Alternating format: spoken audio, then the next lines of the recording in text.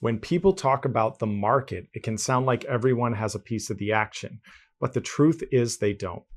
In the US, the top 10% of households own nearly 90% of all stocks. That includes shares held in brokerage accounts, 401ks, IRAs, mutual funds, and trusts. The top 1% alone owns over half the entire stock market. And this isn't new. Federal Reserve data shows that stock ownership has been concentrated like this since the 1980s. And in fact, the share owned by the top 1% has been increasing over time, rising from 39% in 1989 to more than 50% today. Meanwhile, the bottom 90% of Americans, which includes the vast majority of workers, owns just around 10% of the market, and that's mostly through retirement plans. For the bottom 50%, stock ownership is virtually non-existent. But is this an American thing? Yes and no.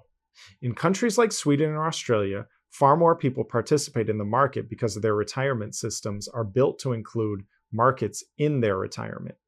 In Sweden, for example, nearly 80% of people hold some form of stock through mandatory pension investing. Germany, on the other hand, has low market participation, but that's by design. Strong public pensions and a culture of saving through banks mean people don't need to rely as much directly on markets. In the US, it is a little different. Outside of Social Security, we rely on market-based retirement systems. That means your long-term wealth depends heavily on whether you've had the income and access to invest.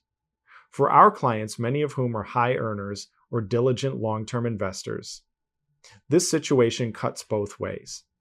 It means they're in a powerful position, but also that there are challenges in making sure they have the proper diversification and manage their tax position efficiently. We help people in that position take control, reduce unnecessary exposure and taxes, and plan for freedom, not just for volatility. If that sounds like you, let's talk.